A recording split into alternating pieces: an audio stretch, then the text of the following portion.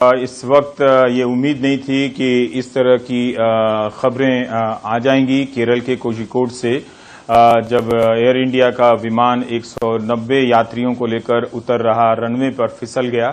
आप सबको पता ही है कि केरल में बहुत तेज बारिश हो रही है और केरल के कई हिस्से गंभीर बाढ़ की चपेट में भी हैं। निहाल किदवई हमारे साथ हैं और इस वक्त यात्रियों की क्या स्थिति है इसके बारे में सही ब्यौरा अभी नहीं मिल पा रहा है, लेकिन हम लगातार प्रयास कर रहे हैं। निहाल, क्या आप जान सके हैं कि लोकल वहां के स्थानीय पत्रकारों के जरिए कि अभी क्या हम और नया दर्शकों को बता सकते हैं? निहाल,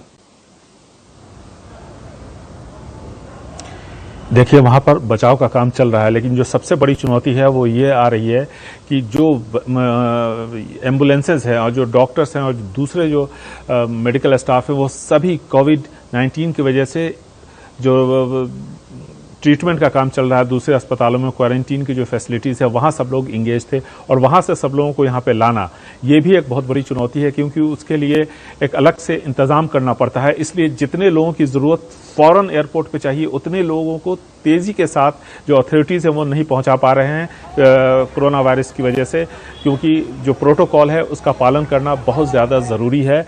क्योंकि जो यात्री पहले से ही घायल है, बहुत सारे यात्री घायल हुए हैं, ऐसी जानकारी हमें मिल रही है। हालांकि आधिकारिक तौर पर इसकी कोई पुष्टि नहीं हुई है, लेकिन जो पता चल रहा है कि 40 से 50 के आसपास से यात्रियों को काफ़ी गंभीर चोटें लगी हैं। जो हवाई जहाज़ है उसकी जो तस्वीरें सामने आई हैं सोशल मीडिया पर, हालांकि इसका वेरिफिकेशन होना अभी बाकी है, उससे बिल्कुल साफ लगता है कि हवाई जहाज़ 2 टुकड़ों में बंट गया है। जाहिर है कि इस पर काफ़ी चोट लगी होगी और जब हवाई जहाज़ लैंड करता है उस वक्त इसकी जो स्पीड थी वो तकरीबन 150 किलोमीटर के आसपास होती है जब वो लैंडिंग गियर पे आता है तब। और उस हालत में जब ये स्किड किया है काफ़ी तेज़ बारिश की वजह से, तो आप समझ सकते हैं कि कितना ज़बरदस्त झटका वहाँ पे लगा होगा। कई सारे लोग तो एक दूसरे से टकराए होंगे, ये सारी चीज़ें हुई होंगी, ऐसा अंदाज़ा लगाया जा सकता है। क्योंकि काफ़ी जब रनवे सामान्य लैंडिंग भी होती है तब भी काफ़ी वहाँ पर झटके लगते हैं। ऐसी सूरत में वहाँ पर बहुत अफरा तफरी का माहौल है। अभी जो जानकारी हमें मिल रही है उसके मुताबिक जो अथॉरिटीज़ हैं वो कोशिश कर रहे हैं कि ज़्यादा से ज़्यादा सहायता कर्मियों को और साथ ही साथ सुरक्षा के साथ साथ जो फायर टेंडर्स हैं उन लोगों को उसको वहाँ पर ले जाया जाए। हालांकि एयरपोर्ट पे जो फायर टेंडर्स मौजूद थे वो फ़ौरन वहाँ पर पहुँचे। इसके अलावा भी और भी ज़रूरत है। अच्छी बात यह है कि आग नहीं लगी, जो जानकारी हमें मिली है, लेकिन जो फायर टेंडर्स होते हैं उसमें जो सीढ़ियाँ होती हैं वो बहुत मददगार साबित होती हैं। और साथ ही साथ ये भी देखना होता है कि अगर इस तरह का कोई हादसा, बड़ा हादसा हुआ है तो उसमें अगर आग नहीं भी दिख रही है तो आगे आग नहीं लगेगी इसकी संभावना नहीं है, क्योंकि पेट्रोल बहुत ज़्यादा होता है। हालांकि ये हवाई जहाज़ लैंड कर रहा था इसलिए काफ़ी सारा ईंधन खपत हो चुका होगा, लेकिन इसके बावजूद इसमें इमरजेंसी के लिए जो ईंधन रखा जाता है उसका एक बहुत बड़ी खेप उसमें होगी। और इस वजह से फायर सेफ्टी के लिए के जो प्रोटोकॉल हैं, जो नॉर्म्स हैं, उनका बहुत सख्ती से पालन किया जा रहा है। और इस कोरोना का जो की वजह से जो क्राइसिस है, इससे राहत कामों में कहीं ना कहीं थोड़ी बहुत रुकावट ज़रूर आई है, लेकिन फिर भी अपनी तरफ से अथॉरिटीज़ की तरफ से पूरी कोशिश हो रही है कि ज़्यादा से ज़्यादा सुरक्षा कर्मियों, राहत कर्मियों को वहाँ पर पहुँचाया जाए, मेडिकल स्टाफ्स को वहाँ पहुँचाया जाए, एम्बुलेंसेस को वहाँ ले जाया जाए, ताकि जो लोग हैं उनको फ़ौरन वहाँ पर राहत पहुँचाई जा सके। लेकिन यहाँ पर एक चीज़ और ध्यान देने की बात है कि ऐसा ही एक हादसा आज से तकरीबन 10 साल पहले मैंगलोर में हुआ था और वहाँ भी इसी तरह से टेबल टॉप एयरपोर्ट था। लैंडिंग के वक्त इस तरह का हादसा हुआ था। हालांकि तब वहाँ बारिश नहीं हो रही थी और ऐसे ही हवाई जहाज़ 2 टुकड़ों में बटा था। लेकिन यहाँ पर एक चीज़ ध्यान देने की बात यह है कि पायलट ने काफ़ी सूझबूझ से काम लिया और ऐसे में हो सकता है कि पायलट की जान को ख़तरा हुआ हो, और ये भी इस बात की संभावना से इनकार नहीं किया जा सकती कि वो अच्छे हालत में नहीं हो, जैसा कि अभी कुछ ट्वीट्स भी आए हैं इस सिलसिले में। लेकिन इसके बावजूद उन्होंने यात्रियों को बचाया। इसमें आप कह सकते हैं कि ये जो पायलट हैं उन्होंने कितने साहस का परिचय दिया है। तो कुल मिलाकर के एयरपोर्ट पर काफ़ी अफरा तफरी है, जो हमें जानकारी मिल रही है उसके मुताबिक, और फिलहाल राहत और बचाव के काम को और तेज़ करने की कोशिश की जा रही है, इसलिए कि एम्बुलेंसेस के साथ साथ जो दूसरे जो हेल्थ है से जुड़े हुए जो लोग हैं उनकी कमी वहाँ पर ज़रूर कहीं ना कहीं पर महसूस हो रही है।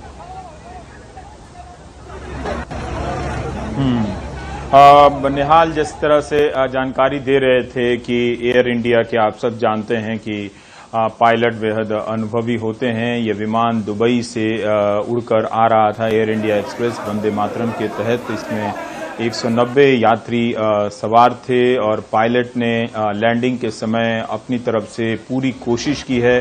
अपुष्ट तस्वीरें हैं सोशल मीडिया पर और जिसके हिसाब से अभी पुष्टि नहीं की जा सकती है, पर ऐसा लग रहा है कि उतरने के बाद, फिसलने के बाद रनवे पर विमान 2 हिस्सों में बंट गया है।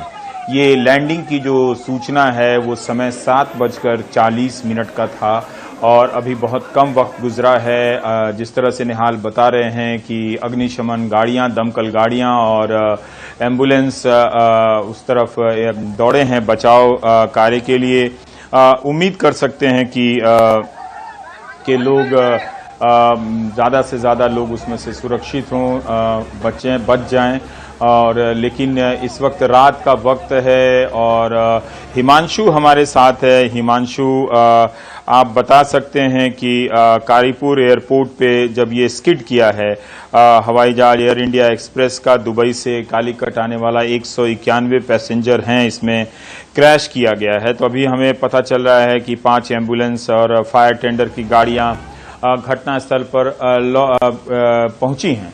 पर क्या आप बता सकते हैं कि इस वक्त वहां बचाव का कार्य किस तरह से हो रहा है, किस तरह से सूचनाएं मिलने में देरी हो रही हैं और क्या यात्रियों की लिस्ट आ गई है कि किस तरह के कौन कौन लोग यहां पर दुबई से चले थे?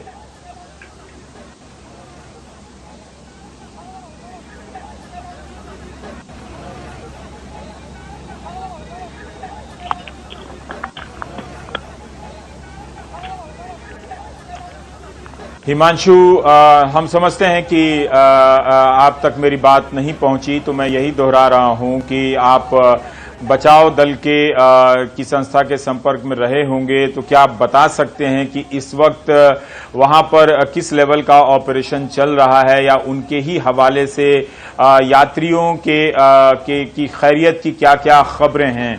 हम ये तो जान रहे हैं कि विमान कारीपुर एयरपोर्ट पे उतरा है 7:40 पर, दुबई से कालीकट के लिए आ रहा था और ये विमान एयर इंडिया एक्सप्रेस जो वंदे मातरम के तहत का विमान है वो फिसला है। लेकिन क्या आगे और भी इस वक्त कुछ नई सूचनाएं आपके हाथ लग पा रही हैं हिमांशु? देखिए, जानकारी इकट्ठा करने की कोशिश कर रहा हूँ।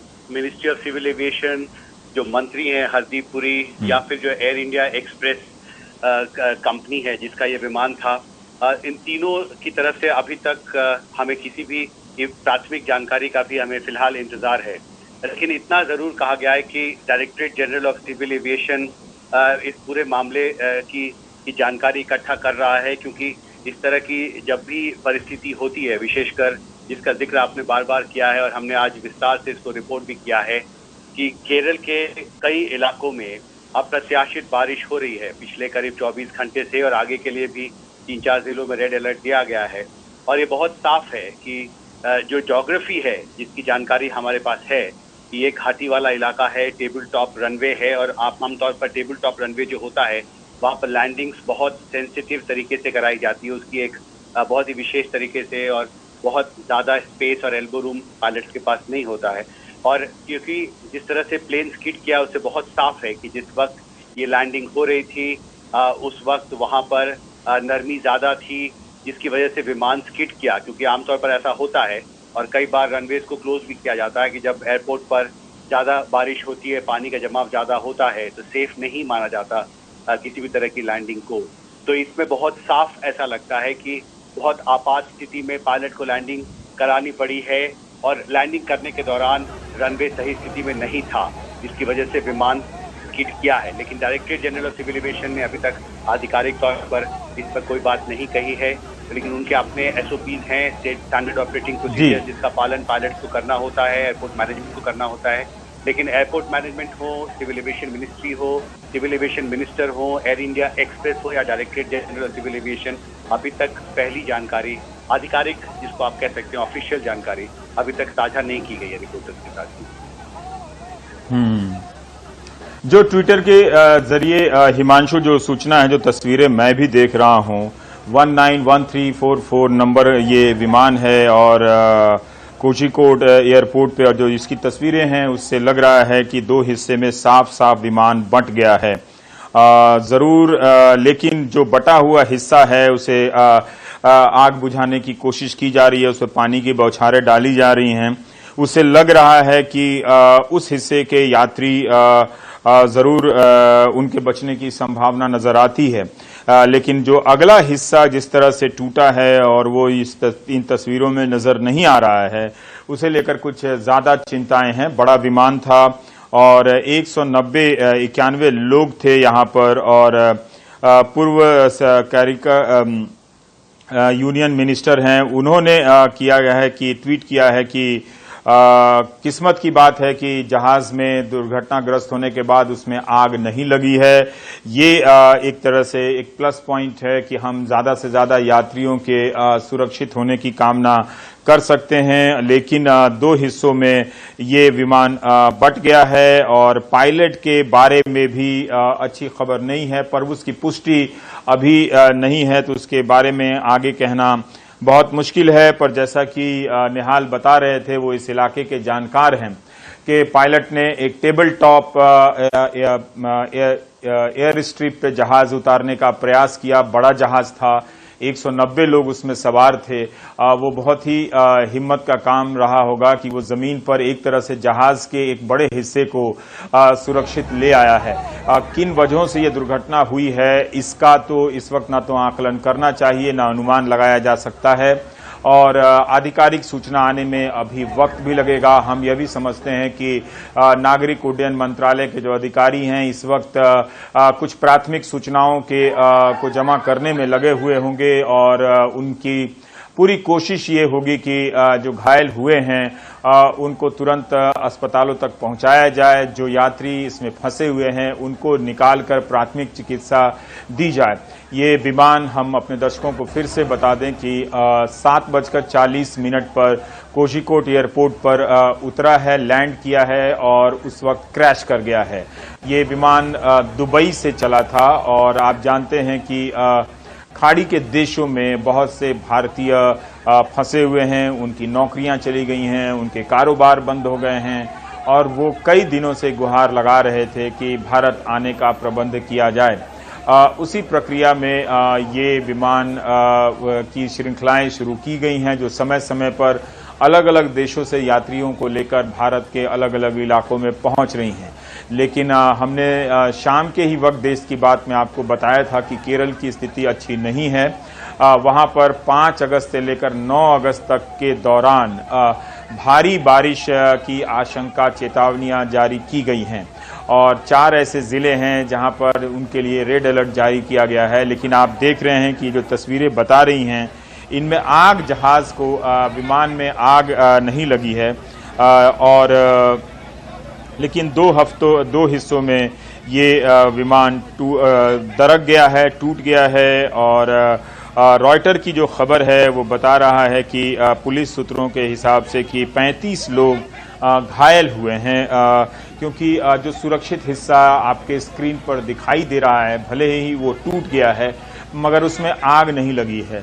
जरूर गंभीर चोटें आई होंगी, लेकिन लोग घायल हुए हैं एक ऐसे वक्त में जब कोरोना और तूफान से हम लोग अलग अलग हिस्सों में जूझ रहे हैं। और ये आपको याद होगा कि जब कोरोना की शुरुआती दौर में ही पाकिस्तान में भी इस तरह से एक विमान दुर्घटनाग्रस्त हो गया था, और बहुत दिनों तक विमानों के ना उड़ने से भी कुछ शुरुआती ऐसी खबरें आई थीं, मगर हम कारणों को जानते नहीं हैं। कि यही प्रार्थना कर सकते हैं कि 191 यात्री सुरक्षित निकलें।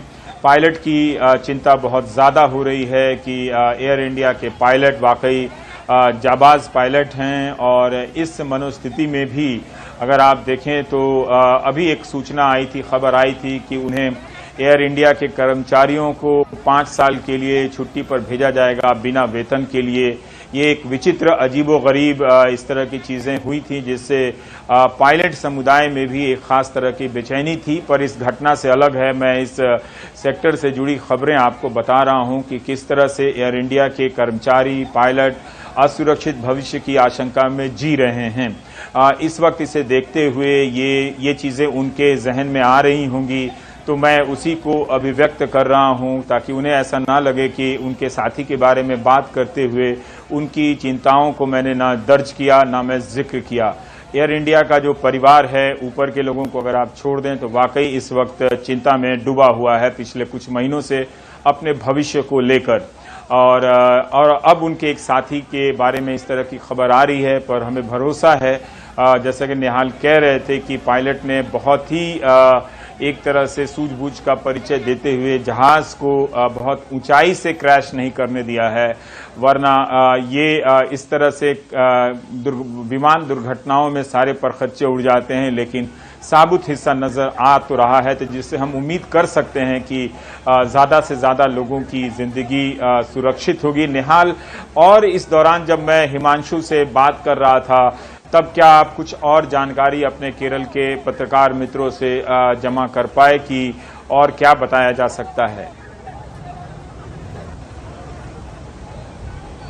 देखिए, ये पता चल रहा है, जैसा कि मैंने पहले भी बताया था, कि विमान क्रैश के बाद उसमें आग नहीं लगी। निश्चित तौर पर इसका जो श्रेय है वो पायलट को दिया जाना चाहिए, कि ये जानते हुए कि वो उसकी जान को खतरा हो सकता है, ये जानते हुए कि क्रैश होने जा रहा है, उसने संयम नहीं खोया और पूरी कोशिश की कि विमान को जहां तक हो सके सुरक्षित उतारा जाए, जहां तक हो सके ज्यादा से ज्यादा यात्रियों की जान बचाई जा सके। जिस तरह से विमान हादसा हुआ है उसको देख करके ऐसे ही लगता है कि पायलट ने आखिरी क्षण तक कोशिश की है कि अपनी जान की बाजी लगा दी, लेकिन जो यात्री थे जी वो पूरी तरह से सुरक्षित हों। निहाल, मैं थोड़ा रोकना चाहता हूं आपको कि हिमांशु के पास केरल के मुख्यमंत्री का बयान है। उससे पहले मैं ये भी पढ़ दूं कि जो पूर्व टूरिज्म मंत्री हैं अल्फोंस केजे, इनके ट्विटर हैंडल पे इन्होंने ट्वीट किया है कि आज पायलट हमारे बीच नहीं रहे, लेकिन बहुत सारे यात्री घायल हुए हैं और सारे यात्रियों को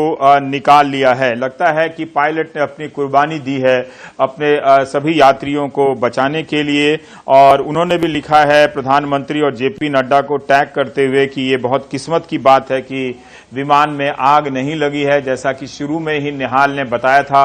हिमांशु, बता सकते हैं कि केरल के मुख्यमंत्री के बयान से आपको क्या क्या जानकारी मिल रही है?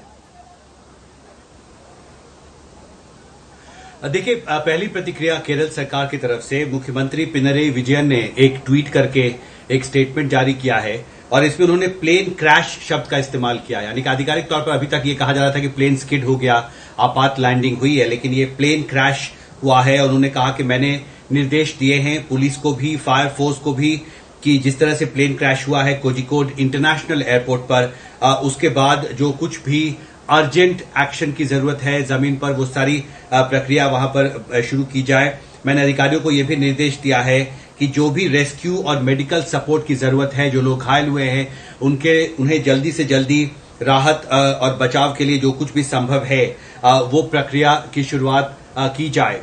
निश्चित तौर पर मुझे ऐसा लगता है कि जिस परिस्थिति में यह हादसा हुआ है, बहुत सारे सवाल हैं। निश्चित तौर पर उन सवालों पर फिलहाल शायद सही वक्त नहीं होगा इस पर ज्यादा चर्चा करने का, लेकिन जिसका जिक्र आपने भी पहले किया कि ये सवाल जरूर उठेगा कि जब अप्रत्याशित बारिश हो रही है उस इलाके में, और जब टेबल टॉप रनवे है, घाटी का इलाका है, सेंसिटिव लैंडिंग होती है टेबल टॉप रनवेज में, मौसम खराब है, उस दौरान आखिरी लम्हों में क्यों इजाजत दी गई जहाज को लैंड करने की। निश्चित तौर पर ये सारे सवाल हैं जिनसे अब मैनेजर्स को भी, जो कोझिकोड एयरपोर्ट मैनेजमेंट है उनको भी, और डीजीसीए को भी निपटना पड़ेगा।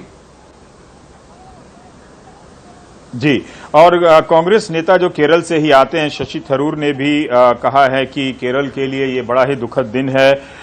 मुन्नार में सुबह जब हमने आपको देश की बात में भी दिखाया था कि किस तरह से एक चाय के बागान में जमीन धंसने के कारण 13 लोगों की मौत हो गई, 80 मजदूरों के घर थे वहां पर जो धंस गए हैं। गृहमंत्री अमित शाह ने ट्वीट किया है कि वो भी काफी चिंतित और बेचैन हुए हैं इस समाचार से, और एनडीआरएफ, राष्ट्रीय आपदा प्रबंधन बल जो है, उसके निर्देश दिया गया है कि घटनास्थल पर तुरंत पहुंचे, बचाव और राहत कार्यों में लगें। और इसी तरह से मुख्यमंत्री का भी बयान है, लेकिन अब ये साफ आ रहा है कि विमान को उतारते समय पायलट ने वाकई लोगों की जिंदगी की चिंता की है, जिसके कारण जो शुरुआती सूचनाएं आ रही हैं, जिसके कारण ये आश्वस्त हुआ जा सकता है कि जरूर यात्री गंभीर रूप से घायल हुए हैं, लेकिन बहुत से यात्रियों को निकाला गया है, उनकी जिंदगी बची है। इस वक्त में जैसा कि हिमांशु आपको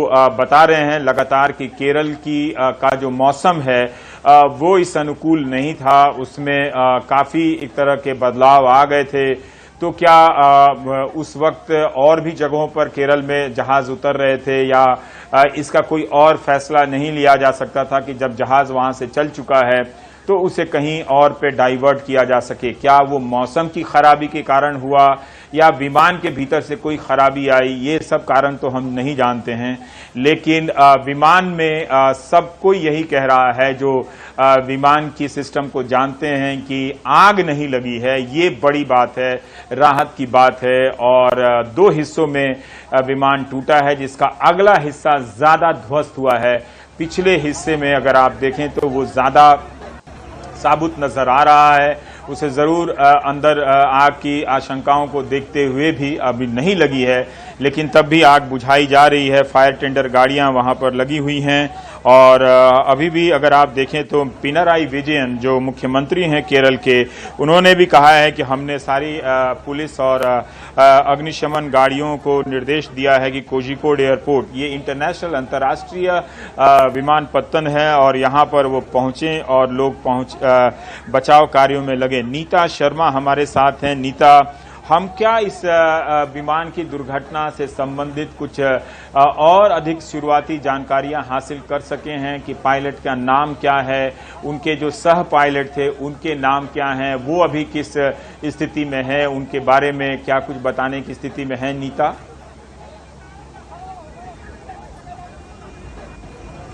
अभी रवीश, एक एयर इंडिया की तरफ से स्टेटमेंट जो है वो रिलीज किया गया है, जिसमें साफ तौर पे लिखा है कि जो इंसिडेंट था ये एक एयर इंडिया एक्सप्रेस फ्लाइट थी 1344 जो ऑपरेट की जा रही थी। बोइंग एयरक्राफ्ट था जो दुबई से कैलिकट जा रही थी। ये रनवे ओवरशूट कर गया प्लेन बाय लैंडिंग, और ये 7:41 पर ये जो घटना है वो घटी। कोई आग, जैसे कि आप बता रहे थे, कोई आग नहीं लगी। लैंडिंग के समय पायलट ने बहुत अच्छा अपना जो है वो काम दिखाया। इसमें 174 पैसेंजर्स थे, 10 बच्चे थे, 2 पायलट्स थे, 5 कैबिन क्रू ऑन बोर्ड थे। अभी जो इनिशियल इन्फॉर्मेशन मिली है एयर इंडिया को, उनके मुताबिक ऑपरेशंस जो हैं जो ऑपरेशंस वहां पे चल रहे हैं, पैसेंजर्स को इवैक्यूएट किया जा रहा है, हॉस्पिटल ले जाया जा रहा है और उन्हें मेडिकल केयर जो है वो दी जा रही है। तो यानी अब ये आधिकारिक तौर से जो एयर इंडिया की तरफ से ये जो सारी डिटेल्स हैं वो आ गई हैं। जहां तक नाम का सवाल है वो अभी तक एयर इंडिया ने रिलीज नहीं किया है। ये जरूर ये जो स्टेटमेंट अभी मैंने आपको पढ़ के बताया, सिर्फ वो रिलीज किया है। इससे पहले जो वहां के मुख्यमंत्री हैं उनका भी ट्वीट जो आपने पढ़ा वो भी इम्पोर्टेंट ट्वीट था, क्योंकि उन्होंने भी डायरेक्शंस दिए हैं सभी एजेंसीज को और जो पुलिस फोर्स वहां पर काम कर रहे हैं। सूचना ये मिल रही है कि क्योंकि ये टेबल टॉप ये था, लैंडिंग एयरपोर्ट था, तो ये जो जहाज है ओवरशूट कर गया, जिसके कारण उसके 2 टुकड़े हो गए। जो आगे वाला हिस्सा था उस पर इम्पैक्ट ज्यादा हुआ, क्योंकि जो जहाज है उसने नोज डाइव किया और वो इम्पैक्ट ज्यादा, जो पीछे वाले जो लोग थे, जो यात्री थे, वो इतने ज्यादा घायल नहीं हुए हैं, लेकिन सभी को इवैक्यूएट करवा के अस्पताल ले जाया गया है। रवीश जी, जैसा कि नीता ने बताया कि 191 यात्रियों को लेकर आ रहा एयर इंडिया एक्सप्रेस फ्लाइट जो है वो कोझिकोड इंटरनेशनल एयरपोर्ट पे दुर्घटनाग्रस्त हो गया 7:41 पर। 1988 में यह विमान सेवा दुबई से कालीकट के लिए शुरू हुई थी और उस शुरुआती विमान में सफर करने वाले पत्रकार, वरिष्ठ पत्रकार अमित बरुआ ने भी ट्वीट किया है कि बहुत दुख हुआ कि मैं इस जहाज के इस लाइन के इस रूट के शुभारंभ की पहली यात्रा में शामिल था और अब वो ये हाल देखकर मुझे बहुत दुख हो रहा है। इस वक्त जो जानकारियां आ रही हैं पायलट के बारे में, पुष्ट खबरें हैं, लेकिन कई लोग कुछ और कह रहे हैं, मगर हमें इंतजार करना चाहिए। पर ये सभी चर्चाओं में ये बात निकल कर आ रही है कि पायलट ने बहादुरी का परिचय दिया है और उसने अपनी जिंदगी दांव पर लगाकर बाकी यात्रियों की चिंता की है। इस वक्त में भी ये बहुत बड़ा बलिदान है कि अपने बारे में पायलट ने नहीं सोचा, लोगों की जिंदगियों के बारे में सोचा है। और शायद उसकी इसी कुर्बानी की वजह से इस तरह की सूचनाएं अभी आ रही हैं कि घायलों को निकाला जा रहा है, उन्हें अस्पताल पहुंचाया जा रहा है। 35 लोग घायल बताए जा रहे हैं। ये अगर पायलट ने सिर्फ अपना सोचा होता तो ये संख्या कुछ और हो सकती थी। ये एयर इंडिया का विमान जो है, ये आप जानते हैं कि कितना खराब मौसम इस वक्त केरल में है और मौसम के सुधार की किसी भी तरह की कोई संभावना नजर नहीं आती है। उम्मीद है कि वहां का मौसम कुछ नियंत्रित हुआ हो। आज सुबह ही केरल को एक दूसरे हादसे को बारिश के कारण देखना पड़ा था, लेकिन अब ये एयर इंडिया एक्सप्रेस विमान के दुर्घटनाग्रस्त होने से सारा परिदृश्य ही बदल गया है। निहाल हमारे साथ हैं। निहाल, क्या आप और आपके पास कुछ और जानकारी हासिल हुई है? निहाल, देखिए, जहां पर ये दुर्घटना हुई है उस जगह के बारे में जो जानकारी मिल रही है कि वहां पर जिस वक्त ये जहाज लैंड हो रहा था, यानी तकरीबन 7:40 से 45 मिनट के आसपास आज शाम, उस वक्त वहां जो विजिबिलिटी थी वो 2000 मीटर की थी। जाहिर है कि लेकिन तेज बारिश हो रही थी, तेज हवा चल रही थी। ऐसे में जमीन पर भले ही विजिबिलिटी 2000 मीटर की हो, लेकिन जब आप आसमान पे होते हैं, जब नीचे उतर रहे होते हैं और जब रफ्तार होती है तो जाहिर है कि ये और कम होगी। ऐसे में इस विमान को क्यों वहां पर उतरने की इजाजत दी गई, वो भी एक टेबल टॉप एयर स्ट्रिप पे, ये सब कुछ ऐसे विषय हैं जिसकी जांच होगी, जिसके बारे में आगे भी चर्चा होगी। लेकिन जैसा कि आप पहले भी कह रहे हैं, ये हकीकत है कि इस पायलट ने अपने जान को जोखिम में डाल करके इतने सारे लोगों की जान बचाई है। जो जानकारियां मिल रही हैं पायलट्स के बारे में, वो जैसा कि आपने पहले भी बताया है कि वो अच्छी जानकारी, अच्छी खबर नहीं मिल रही है। ये बताया जा रहा है कि एक पायलट काफी गंभीर रूप से घायल हुआ है और दूसरे पायलट के बारे में बहुत कुछ पता नहीं चल पा रहा है। लेकिन वहां पर रेस्क्यू का जो काम है वो चल रहा है। और जो सबसे बड़ी अड़चन है, पहले भी मैंने बताया था कि कोरोना वायरस की वजह से जो प्रोटोकॉल है उसका पालन करना ऐसे हालात में बहुत बड़ी चुनौती वहां पर साबित हो रही है। साथ ही साथ जो एक बात और यह है कि अब तक विमान में कहीं से किसी तरह की कोई भी धुएं की लपट, आग की लपट या धुआं निकलता हुआ नहीं देखा गया है। लेकिन ईंधन काफी है उसके अंदर और इसलिए वहां पर फायर टेंडर्स को लगाया गया है ताकि किसी तरह की समस्या आगे चल करके खड़ी न हो। और एक बात और है कि यहाँ पर जहाज काफी यहाँ पर लैंड किया करते थे हर दिन, लेकिन इस कोरोना वायरस की वजह से इंटरनेशनल फ्लाइट्स डोमेस्टिक सर्किट में जिस तरह से काफी नियंत्रित वे में चल रहा है अभी, ऐसी सूरत में हवाई जहाज का आवागमन काफी कम था। और जब इतनी तेज बारिश हो रही थी तो वो एयर स्ट्रिप की पूरी तरह से सफाई की गई थी या नहीं की गई थी, ये भी एक सोचने की बात है। इस पर भी एक विचार विमर्श जरूर आगे चल के जब जांच होगी तो इस बारे में भी पता किया जाएगा, क्योंकि तेज हवा, तेज बारिश की वजह से हवाई जहाज स्किड किया है। वो ऐसा बताया जा रहा है कि 2 से 3 हिस्सों में ये बंट गया है और पीछे जो यात्री बैठे हुए थे वो बेहतर हालत में है, लेकिन आगे जो यात्री थे वो काफी गंभीर रूप से घायल हुए हैं, जो जानकारी हमें मिल रही है। तो ये सारी जानकारियां भी हैं। अफरा तफरी का माहौल वहां पर है और काफी लोग जमा हो गए हैं आसपास। हालांकि केरल में क्वारंटीन और जो दूसरे जो प्रोटोकॉल हैं उसका काफी सख्ती से पालन किया जा रहा है, लेकिन इसके बावजूद ऐसे हालात में पूरा देश एक हो जाता है। और देखिए वहां के जो लोग हैं, हमेशा देखा गया है कि जो स्थानीय लोग होते हैं वो बहुत ज्यादा मददगार साबित होते हैं और अब भी ऐसा देखने को वहां पर मिल रहा है। तो कुल मिलाकर के कोशिश हो रही है कि ज्यादा से ज्यादा लोगों को राहत पहुंचाया जाए। कुछ तस्वीरें भी हमारे सामने आई हैं जिसमें एक पुलिस कांस्टेबल एक छोटे से बच्चे को, तकरीबन 1.5 से 2 साल के बच्चे को हाथ में लिए हुआ है। वो हल्का इंजरी है उसके सर पे और वो कांस्टेबल ये कह रहा है कि हम नहीं जानते कि ये बच्चा कौन है, इसके साथ कोई नहीं था, हमें एयरपोर्ट पे ही मिला। लेकिन इसकी कोई पुष्टि नहीं हुई। सोशल मीडिया पे आ रहा है, कई दूसरी जगहों पर सूत्रों से ये खबर आ रही है, हालांकि इसके आधिकारिक तौर पर पुष्टि होनी बाकी है। एक वीडियो क्लिप है जिसमें एक स्थानीय पुलिस कांस्टेबल यह कहता हुआ सुना जा रहा है उस बच्चे के साथ कि अगर कोई इसको पहचानता है तो वो पुलिस से संपर्क करे। उसमें एक मोबाइल नंबर भी दिया गया है। तो ये सारी चीजें हैं। कोशिश हो रही है कि ज्यादा से ज्यादा लोगों को मदद की जा सके। लोग अभी परेशान हैं, उनको जल्द से जल्द उनके जख्मों पर मलहम लगाया जा सके। लेकिन एक बहुत बड़ा हादसा जिसमें बहुत सारी जानें जा सकती थी, पायलट की बहादुरी, पायलट की सोच और उसके अंदर जो एक जज्बा था कि दूसरों के लिए कुछ कर दिखाना, उसकी जिम्मेदारी थी। इतने सारे यात्री और उसने अपनी जिम्मेदारियों को पूरी तरह से निभाया है, इसमें कहीं कोई दो राय नहीं है। निहाल, मैं न्यूज मिनट वेबसाइट देख रहा हूं। इसमें ये भी बता दें कि राहुल गांधी ने भी घटना पर अपनी संवेदना व्यक्त की है।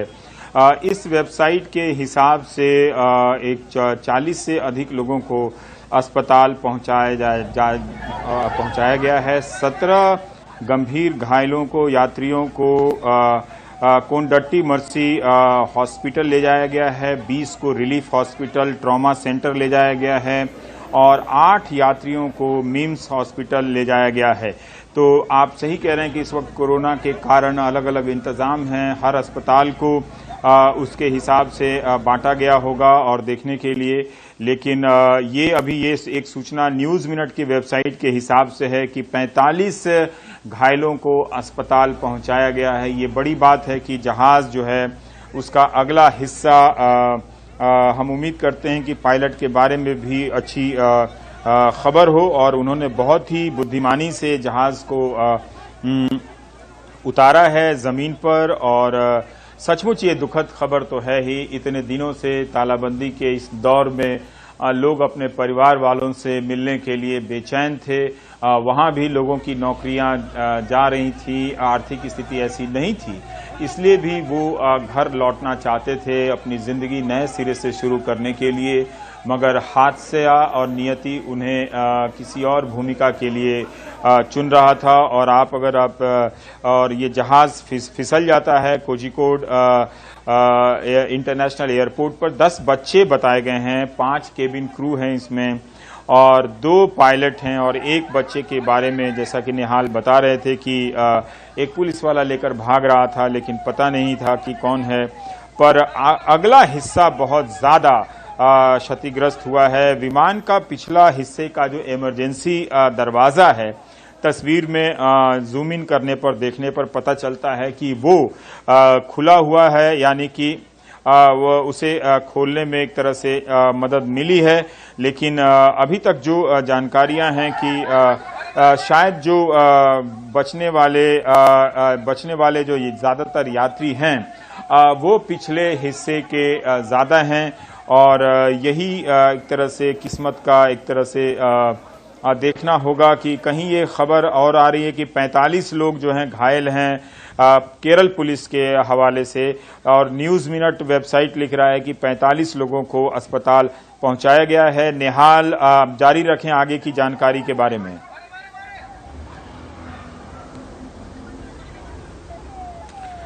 जी, तो कोशिश की जा रही है कि ज़्यादा से ज़्यादा लोगों को जल्द से जल्द राहत पहुंचाया जाए। अब भी वहां पर राहत का जो काम है वो लगातार चल रहा है और बहुत सारी खबरें आ रही हैं। कुछ खबरों की अभी पुष्टि नहीं हो पाई है, लेकिन यह बताया जा रहा है कि जो को पायलट थे वो काफ़ी गंभीर रूप से घायल हुए हैं और जो कैप्टन थे इस जहाज़ के, उनके बारे में ज़्यादा जानकारी अभी नहीं मिल रही है।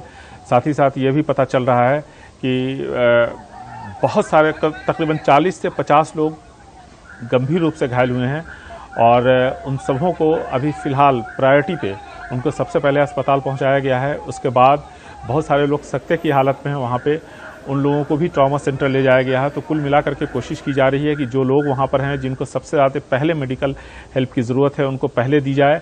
हालांकि बहुत ही स्थिति ख़राब है। जैसा कि आप जानते हैं देश भर में कोरोना वायरस की वजह से एक प्रोटोकॉल है जिसका पालन किया जाता है। किसी भी वक्त और किसी भी हालात में उसका पालन वहाँ पर किया जा रहा है। जो पड़ोस के जो ज़िले हैं वहाँ से हमें जो जानकारी मिली है उसके मुताबिक वहाँ से भी कुछ लोगों को भेजा, जो अधिकारी हैं और साथ ही साथ पुलिस और फायर टेंडर्स के जो लोग हैं उनको वहाँ पर भेजा जा रहा है ताकि राहत का जो काम है और तेज़ हो सके। क्योंकि अभी सिर्फ मामला यही नहीं रुकेगा, इसके बाद जो मलबा है जहाज़ का उसको हटाना, फिर और भी जो दूसरी प्रक्रियाएँ हैं उन सब को पूरा करना है और ऐसे में काफ़ी लोगों की ज़रूरत होगी और इसीलिए ज़्यादा से ज़्यादा आसपास के ज़िलों से भी पुलिस अधिकारियों, फायर टेंडर्स और साथ ही साथ जो मेडिकल स्टाफ है उनको वहाँ पर रवाना किया जा रहा है। ऐसी जानकारी हमें मिली है अभी। जी निहाल, हम आपको बता दें कि डीजीसीए ने एक तरह से बयान दिया है कि ये बोइंग 737 विमान था और 191 पैसेंजर थे और लैंडिंग के बाद ये फिसला है, रनवे से आगे निकल गया है और घाटी में fell down in the valley and broke down in 2 pieces. यानी ये विमान उतरने के बाद ये फिसला है और आगे जाकर उसका एक हिस्सा घाटी में गिर गया है और एक हिस्सा रनवे पर रह गया है। जैसा कि आप खुद ही बता रहे हैं कि टेबल टॉप रनवे है तो उसकी एक सीमा है। ये एक डीजीसीए की तरफ से ये बयान है कि दुबई से कालीकट आ रहे ये विमान आज शाम 7:40 पर केरल के कोझिकोड अंतर्राष्ट्रीय हवाई अड्डे पर दुर्घटनाग्रस्त हो गया। दुबई से 191 यात्री रवाना हुए थे, 2 पायलट और 5 क्रू मेंबर भी हैं। हम हम इस खबर पर लगातार बने हुए हैं। एक ब्रेक लेना पड़ रहा है ताकि और सूचनाओं के साथ हम नई तैयारी के साथ आएं। हम प्रार्थना करते हैं कि ज्यादा से ज्यादा लोग इस दुर्घटना में सुरक्षित रहें। केरल पे जो ये चुनौती आई है, केरल अपनी व्यवस्थाओं से और तमाम तरह के सहयोग से इसका सामना करेगा।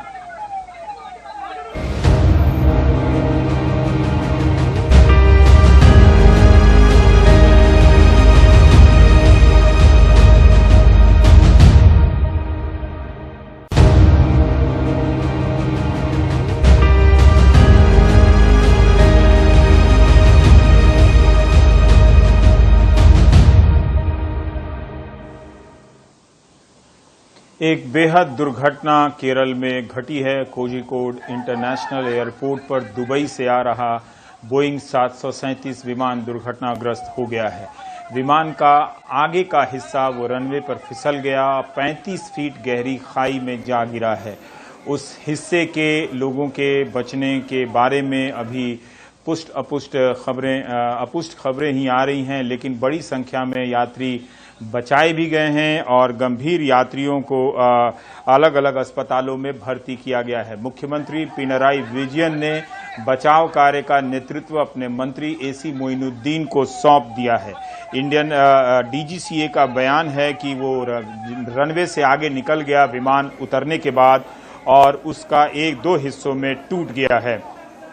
ये भी शुरुआती बयान था कि कुछ लोग इसमें बचे हुए हैं और आपको पता होगा कि 22 मई 2010 को केरल में इसी तरह से 22 मई 2010 को टेबल टॉप एयरपोर्ट बेंगलुरु का है, वहां पर एक विमान इसी तरह से उतरते वक्त दुर्घटनाग्रस्त हो गया था जिसमें 158 लोगों की मौत हुई थी। लेकिन यहां पर पायलट ने जरूर उतरने के बाद क्या स्थितियां पैदा हुई पायलट के सामने, जहाज रनवे पर फिसल गया, ज्यादा बारिश के कारण या और दूसरे कारण थे, ये हम अभी नहीं जानते हैं। शुरुआती जांच की ये सब विषय हैं।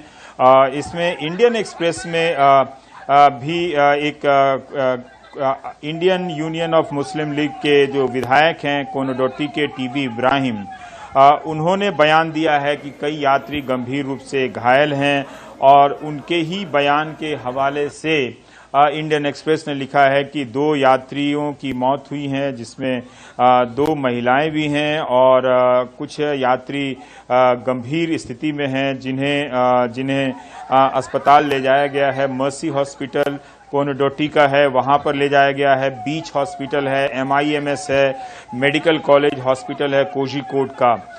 निहाल ये जो विमान है एक तरह से अब ये बात ठीक लगभग डीजीसीए की तरफ से भी कही जा रही है कि अगला हिस्सा रनवे से आगे निकलकर 35 फीट गहरी खाई में गिरा है।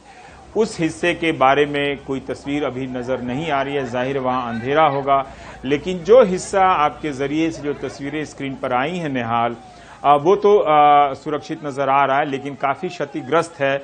उसका एक पीछे का इमरजेंसी दरवाजा जो है वो खुला हुआ नजर आ रहा है और आप यह भी बता रहे हैं कि आग नहीं लगी है, जबकि उसमें ईंधन जरूर होगा और इस वजह से ये भी ज्यादा से ज्यादा यात्रियों के बचने की उम्मीद रही होगी, है भी, लेकिन उनके अलग अलग स्थितियां होंगी। हम ये जानना चाहते हैं कि काफी रात हो गया है, इस वक्त वहां के मौसम के बारे में भी कुछ जानकारी आपको मिल रही है क्या निहाल की मौसम के कारण कितना मुश्किल? आप खुद ही कह रहे हैं कि बता रहे हैं कि कोरोना के कारण भी अस्पतालों के अलग प्रोटोकॉल हैं, अस्पतालों में शायद हम उम्मीद करते हैं कि केरल में केस कम है तो वहां के इमरजेंसी में डॉक्टरों के लिए स्पेस ज्यादा होगा, ऐसे हालात में लोगों को बचाने के लिए निहाल।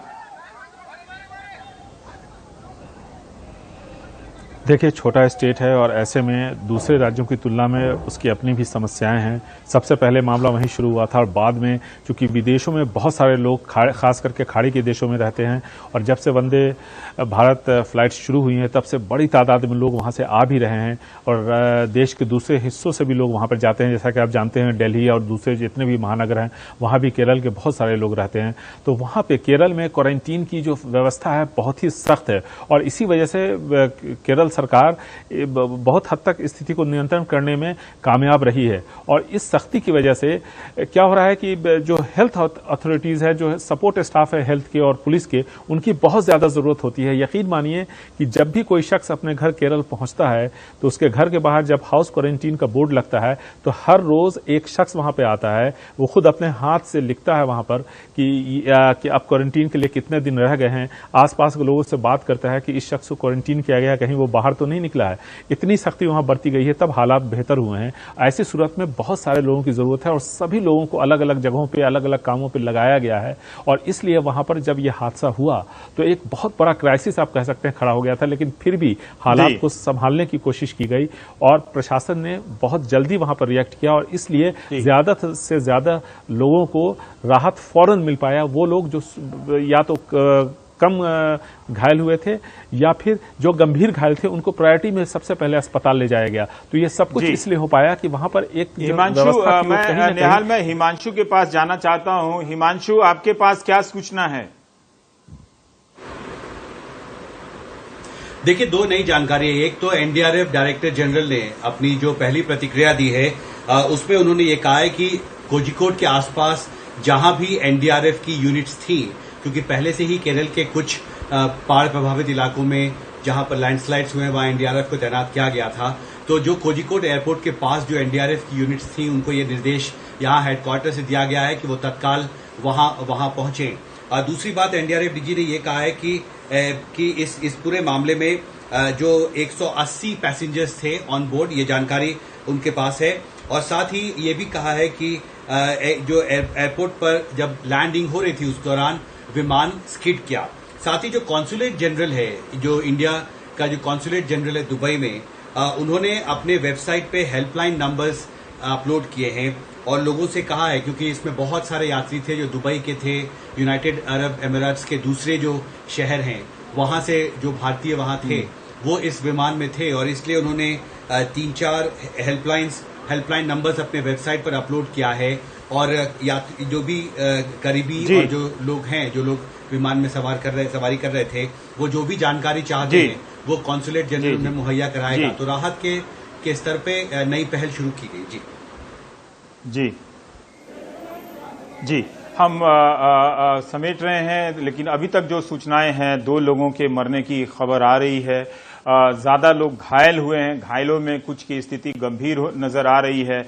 2000 मीटर तक विजिबिलिटी थी जब जहाज उतर रहा था, लेकिन अगला हिस्सा उसका फिसलता हुआ खाई में 35 मीटर खाई में जा गिरा है। विमान में आग नहीं लगी है, इसकी पुष्टि हुई है। प्रधानमंत्री ने मुख्यमंत्री पी विजयन से बात की है। पिनाराई विजयन ने बताया है कि सीएमओ कोझिकोड वहां पर ऑपरेशन का नेतृत्व कर रहे हैं, उनकी मदद के लिए आईजी पुलिस भी पहुंच गए हैं, प्रशासन वहां पर पहुंच गया है। एक मंत्री मोइनुद्दीन को वहां पर ड्यूटी सौंप दी गई है। तो ये सारी चीजें इस वक्त खबरें आ रही हैं। विमान 737-1344 आज सुबह दुबई से उड़ा था और एक तरह से वहां भी शारजा और दुबई में भी हेल्प सेंटर बनाए गए हैं। काउंसलेट जनरल के वेबसाइट पर है, ट्विटर पर है। पुष्ट खबरों के लिए थोड़ा सा धीरज रखना होगा हम सबको और प्रार्थना करनी चाहिए कि ज्यादा से ज्यादा लोग इस दुर्घटना में सुरक्षित नजर निकल आएं। अब निधि कुलपति ब्रेक के बाद आपसे मिलेंगी, लेकिन हमारे साथ बने रहिए। लगातार निहाल वहां से पल पल की खबरें आप तक लेकर आ रहे हैं। ये उम्मीद नहीं थी कि जो घर पहुंचना चाहते थे उनके साथ इस तरह का आज हादसा हो जाएगा। केरल का दिन आज बहुत ही दुखद तरीके से गुजरा है।